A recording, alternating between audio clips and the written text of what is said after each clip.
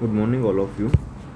आज हम पढ़ेंगे वेटरनरी फार्मेसी के अगले लेक्चर को, जिसमें drug acting on digestive system part 4 को पढ़ेंगे। आज हम पढ़ेंगे बहुत ही कॉमन से जो बीमारी आती है डायरिया, उसके अगेंस्ट कौन सी ऐसी दवाइयाँ हैं जो डायरिया को ठीक कर सकती हैं, ऐसी कौन सी दवाइयाँ हैं जो कॉन्स्टिपेशन को ठीक कर सकती हैं। आज का लेक्चर बहुत ही इम्पोर्टेंट है, आप लास्ट तक देखोगे तब जाके समझ में आएगा। अगर स्किप करोगे तो आपके लिए जो है समझना थोड़ा मुश्किल होगा। ठीक। एंटी डायरियल एजेंट, ऐसे एजेंट जो डायरिया को ठीक करते हैं, ऐसी दवाइयाँ जो डायरिया को ठीक करती हैं, उनको बोलते हैं एंटी डायरियल एजेंट या फिर एंटी डायरियल ड्रग। ठीक। Those drug which are use to treat the diarrhoea is known as anti diarrhoeal drug. ठीक। तो इन्होंने लिखा कि जो सबसे पहले क्या जनरल कंसिडरेशन लेनी चाहिए। अगर एक्यूट डायरिया मतलब थोड़े दिनों से एकदम डायरिया लगा है, तो उसमें तो है कि आप सिम्टोमेटिक थेरेपी दो कि डायरिया की जो है एंटी डायरियल ड्रग से आप उसको ठीक कर सकते हैं। लेकिन अगर क्रोनिक डायरिया है तो आपको सबसे पहले डेफिनेटिव डायग्नोसिस और स्पेसिफिक थेरेपी देने की ज़रूरत है कि आप सबसे पहले उसकी ये पता लगाओ कि ये डायरिया है किस वजह से। अगर सिंपल एक्यूट डायरिया है तो आप सिम्टोमेटिक ट्रीटमेंट करेंगे। ठीक। सिम्टोमेटिक ट्रीटमेंट मीन्स आप सिंपल एंटी डायरियल ड्रग दे देंगे।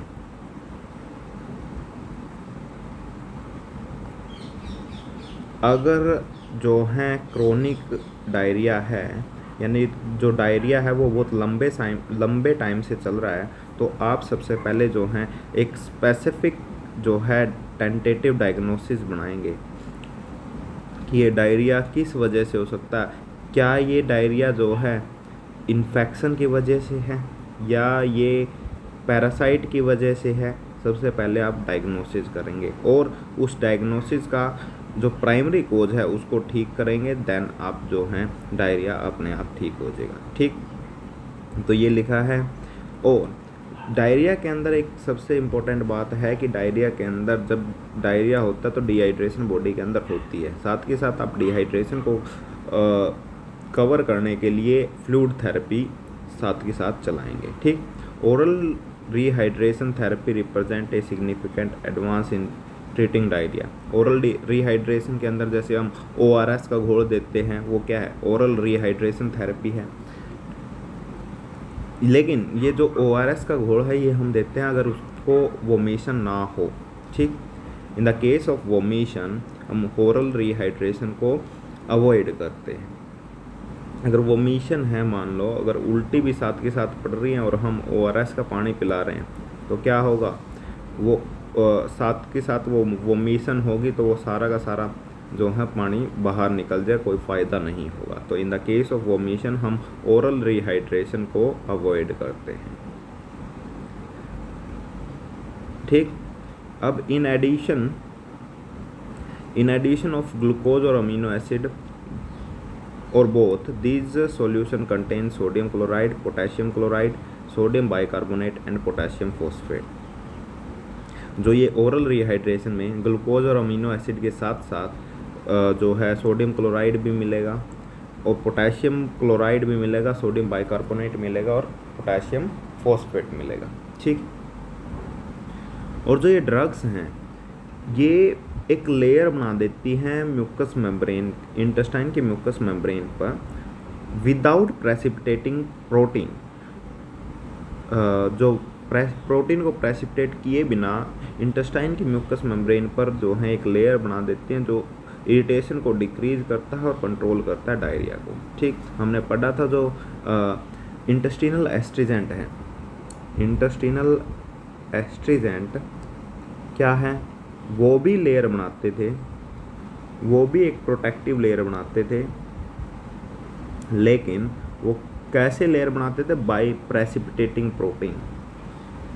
प्रेसिपिटेटिंग प्रोटीन, वो प्रोटीन को प्रेसिपिटेट करके एक प्रोटेक्टिव लेयर बनाते थे। लेकिन जो ये एंटी डायरियल ड्रग है ये लेयर तो बनाती है म्यूकस मेम्ब्रेन के ऊपर, लेकिन ये विदाउट प्रेसिपिटेटिंग प्रोटीन जो प्रेसिपिटेट प्रोटीन के बिना प्रेसिपिटेट होए बिना ये जो हैं इंटेस्टाइन की म्यूकस मेम्ब्रेन पर जो हैं एक प्रोटेक्टिव लेयर बनाती हैं जो इरिटेशन को डिक्रीज करती है, जिससे डायरिया जो है डिक्रीज होता है। ठीक, तो डिफरेंस आ जाए कि इंटेस्टिनल एस्ट्रीजेंट और एंटी डायरियल ड्रग के अंदर क्या डिफरेंस है तो आप बता सकते हैं। अब इसके एग्जाम्पल क्या क्या हैं? इसके एग्जाम्पल है bismuth carbonate, calcium carbonate, kaolin यानी एल्यूमिनियम सिलिकेट, ये इसके एग्जाम्पल हैं। 3 एग्जाम्पल आप अगर याद रखो, जैसे बिस्मथ कार्बोनेट और काउलिन। ठीक,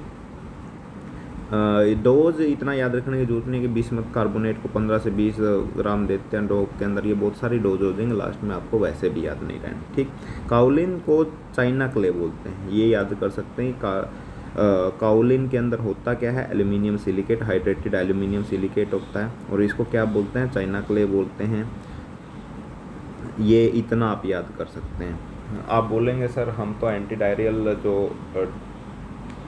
डायरियल ड्रग हैं उसके अंदर बहुत सारी चीज़ देते हैं, लेकिन यहाँ पर तो 1-2 एग्जाम्पल दे के छोड़ दिया गया।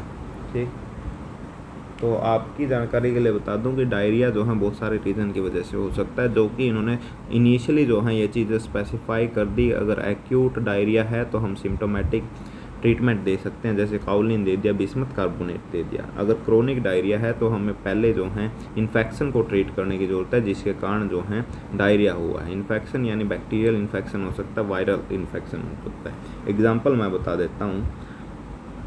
अगर मान लो कि किसी डॉग के अंदर डायरिया है, बहुत लंबे टाइम के चल रहा है, तो वो भाई कैनाइन पार्वो वायरस के कारण भी हो सकता है। कैनाइन पार्वो वायरस के कारण भी हो सकता है। वो CD कैनाइन डिस्टेम्पर डिजीज़ के अंदर भी हो सकता है, और वो जो है बैक्टीरियल डिजीज़ के कारण भी हो सकता है। तो ये जो है बैक्टीरियल डिजीज़ के कारण भी हो सकता है, और वो जो है पैरासिटिक डिजीज़ के कारण भी हो सकता है। ठीक, तो एक जो है डायरिया के केसेस में इतनी जो है टेंटेटिव डायग्नोसिस हो सकती हैं। तो वही बात इन्होंने बोली है, अगर डायरिया है तो सबसे पहले आप क्या करेंगे? आप डायग्नोसिस बनाएंगे, अकॉर्डिंगली आप उसको ट्रीट करेंगे। ठीक,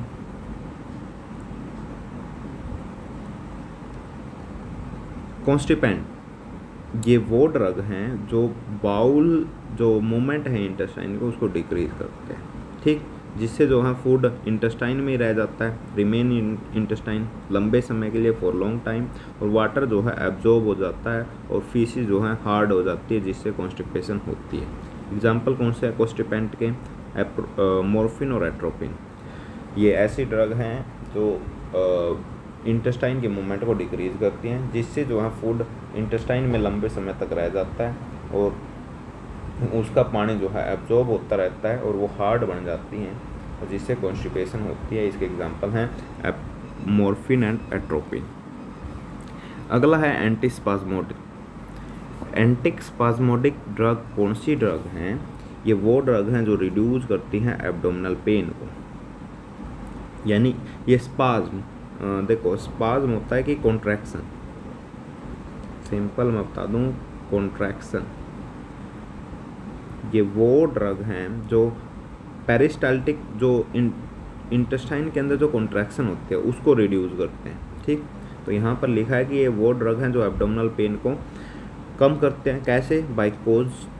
bye peristaltic movement of intestine. कई बार क्या है कि इंटेस्टाइन की जो पेरिस्टाल्टिक मूवमेंट हैं वो ज़्यादा हो जाती हैं, इंटेस्टाइन जो है कॉन्ट्रैक्ट करना बहुत ज़्यादा शुरू कर देती है, जिसके कारण एब्डोमिनल पेन होता है। उस चीज़ को कम करने के लिए एंटीस्पाज्मोडिक ड्रग दी जाती हैं, जैसे बेलाडोना, हायोसिन ड्रग जो हैं इसके एग्जाम्पल हैं। हायोसिन जो हैं ये लीफ और फ्लावर से ऑब्टेन्ड होती है, और ग्रैनुलर फॉर्म के अंदर होती है, और ये लार्ज इंजेक्शन इसके मिलते हैं 5 से 6 mg पर सबकट जो है लार्ज एनिमल के अंदर, डॉग और कैट के अंदर 0.3 से 0.5 mg सबकट। ठीक, इंडिकेशन क्या है कॉन्स्टिपेंट और एंटीस्पाज्मोडिक ड्रग को यूज करने की? मान लो कि डायरिया है, डिसेंट्री है, कोलिक है, कोलिक के अंदर हम एंटीस्पाज्मोडिक ड्रग देते ही देते हैं भाई। डायरिया और डिसेंट्री के अंदर जो हैं हम जो हैं एंटी स्पाज्मोटिक ड्रग और कॉन्स्टिपेंट ड्रग देते हैं। ये क्वेश्चन आ सकता है, what is difference between diarrhoea and dysentery. Dysentery क्या होता है? डायरिया सिंपल लूज मोशन, ठीक, सिंपल जो है लूज मोशन, मतलब जो फीसिस होंगी उसके अंदर जो है, जो फीसिस की फ्रीक्वेंसी है और जो वॉल्यूम है वो ज़्यादा होगा सिंपली, ठीक। लेकिन डिसेंट्री के अंदर आपको ब्लड भी मिलेगा, यानी खून भी मिलेगा, म्यूकस भी मिलेगा और फीसिस तो होंगी, ठीक। Mucus, blood and faeces. Dysentery का मैं सिंपल बता दूं, डिसेंट्री होता है खूनी दस्त, ठीक। अगर हिंदी में कहूँ तो खूनी दस्त क्या होता है? डिसेंट्री, ठीक। इन कंडीशन में जो है हम एंटी स्पाज्मोटिक और कॉन्स्टिपेंट ड्रग यूज़ करते हैं। जो टिपिकल प्रिस्क्रिप्शन है एंटी डायरियल पाउडर की, उसके अंदर क्या है? काउलिन है, कैल्शियम कार्बोनेट है, कैटेकू है, पल्वलाइजर ओपीआई है, एमएफटी पल्वलाइजर है, सारे की ये दे रखी है। ये आपको याद रहेगा भी नहीं, लेकिन देख लें।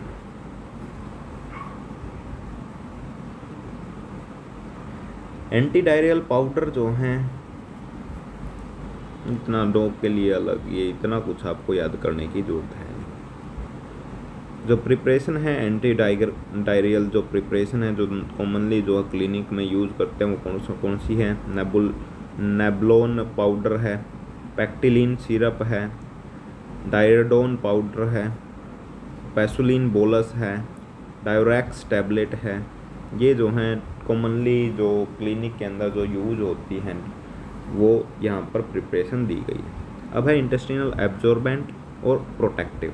एब्जॉर्बेंट कौन सी ड्रग होती हैं? Absorbent are the drug that take up another by process of absorption as by the attachment of one substance to surface of the another substance.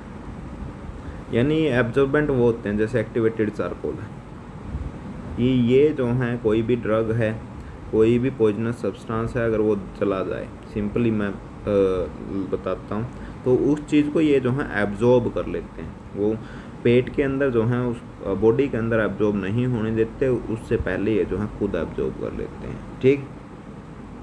ये जो है एब्जॉर्बेंट। प्रोटेक्टिव कौन सी ड्रग होते हैं? जो एक म्यूकस मेम्ब्रेन पर जो है लेयर बना लेते हैं उनको बोलते हैं, और प्रोटेक्ट करते हैं उनको बोलते हैं प्रोटेक्टिव। ये अगर कई बार ये जो है डिफरेंस भी पूछा जा सकता है एब्जॉर्बेंट और प्रोटेक्टिव के बीच में। तो सिंपल क्या है, जो एब्जॉर्बेंट हैं वो एब्जॉर्ब करते हैं किसी दूसरे को, ठीक, उसके साथ अटैच होके, उसकी सरफेस पर अटैच होके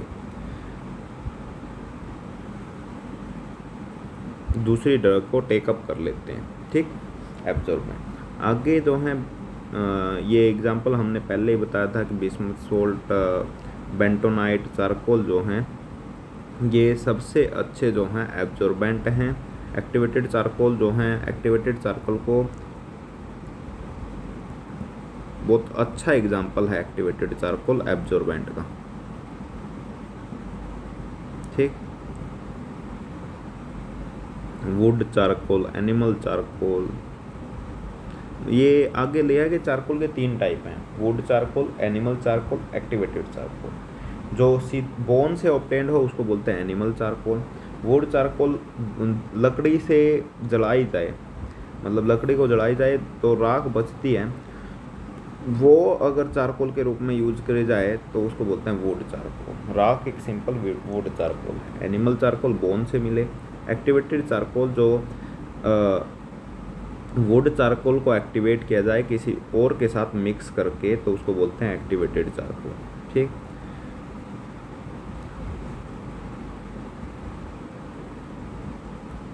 और एक्टिवेटेड चारकोल की डोज याद कर सकते हैं कि 50 से 60 ग्राम जो है लार्ज के अंदर, और 4 से 5 ग्राम स्मॉल के अंदर, डॉग के अंदर 2 से 3 ग्राम, ठीक।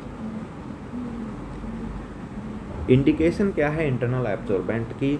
जैसे काउलिन है, चारकोल है, पैक्टिन, ये बैक्टीरियल टॉक्सिन, मान लो कि खाना ऐसा खा लिया जिसके अंदर बॉडी शरीर में जो है बैक्टीरिया जो है टॉक्सिन बनाने लग रहे हैं, उस कंडीशन में जो है हम एब्जॉर्बेंट देते हैं। पॉइजनस की कंडीशन में फॉस्फोरस, ओपियम और नक्स वोमिका केसेस में हम जो हैं चारकोल देते हैं। ठीक, अब है एनीमा। एनीमा क्या होता है? एक ऐसे सॉल्यूशन को इंट्रोड्यूस करना बॉडी के अंदर या फिर रेक्टम, बॉडी में कहाँ से? रेक्टम के थ्रू, जो डेफिकेशन के रिफ्लेक्स को इनिशिएट करें। एनीमा आपने ह्यूमन के अंदर भी देखा हो, कॉन्स्टिपेशन, जब सीवियर कॉन्स्टिपेशन होती है तो रेक्टम के थ्रू एक सॉल्यूशन को इंट्रोड्यूस किया जाता है जिसको बोलते हैं हम अनीमा। इंट्रोडक्शन ऑफ सॉल्यूशन पोस्ट्रीज into the rectum to initiate the defecation reflex, जिससे जो है डेफिकेशन शुरू हो जाती है।